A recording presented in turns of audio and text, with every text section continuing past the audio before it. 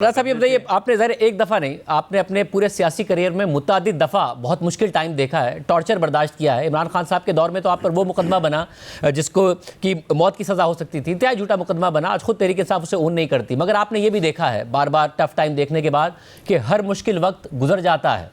तो ये तहरीक इंसाफ का वक्त गुजर नहीं जाएगा और आपको लगता है जिस तरह आज तहरीक इंसाफ आपके खिलाफ की गई बातें नहीं डिफेंड कर पाती, आप इन चीज़ों को डिफेंड कर पाएंगे?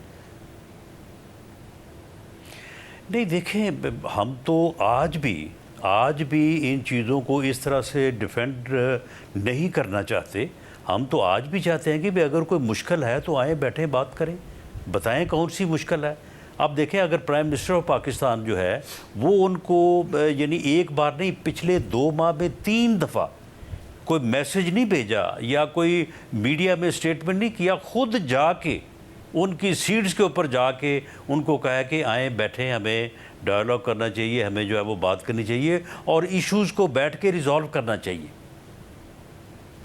तो अब इससे ज़्यादा और क्या ऑफर हो सकती है? अच्छा, फिर आगे क्या है? आपको लगता है सब ऐसे ही चल सकता है कि तहरीक इंसाफ, इमरान खान साहब क्या 2 साल उनको जेल में हो गए और लंबा अरसा जेल में रहे, उन्हें मुलाकात ना करनी दी जाए, पार्टी पर क्रैकडाउन भी है, उनके खिलाफ फैसले भी आए, उनके अरकान भी डिस्क्वालीफाई हों, ये ऐसे ही चल सकता है आपके ख्याल?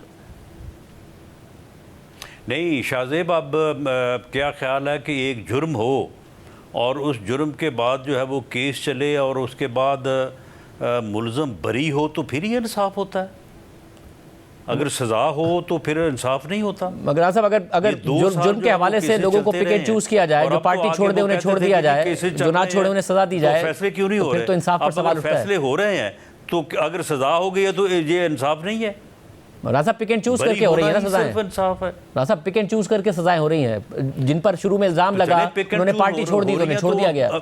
तो अपील का हक हासिल है ना, अपील का हक हासिल है। हमारे खिलाफ भी जब सजाएं अनाउंस होती रही हैं, मियां नवाज शरीफ के खिलाफ सजाएं अनाउंस हुई है तो अपील में ही जाके रिलीफ मिला है ना।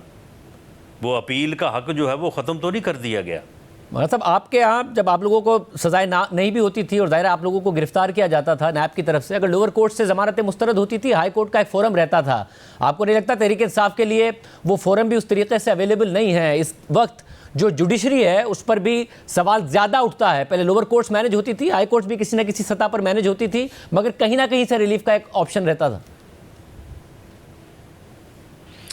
शाहजेब, अगर फिर इन बातों में जाए, यहाँ पे तो चीफ़ जस्टिस जो है वो मैनेज होते रहे हैं।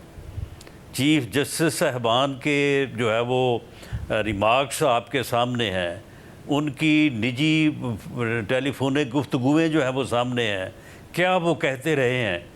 वो चीफ़ जस्टिस ऑफ पाकिस्तान की हैसियत में किसको कह रहे थे कि जो उसको ठोकना है? यानी ये सारी चीज़ें जो हैं वो अब भूल तो ना जाएं वो। बहुत शुक्रिया राना सनाउल्लाह साहब, हमारे साथ इंसाफ को भी प्रोग्राम में शिरकत की दावत दी है। मौक़िफ़ के लिए उनका जवाब नहीं आया है। प्रोग्राम लाइव है, ज्वाइन कर सकते हैं।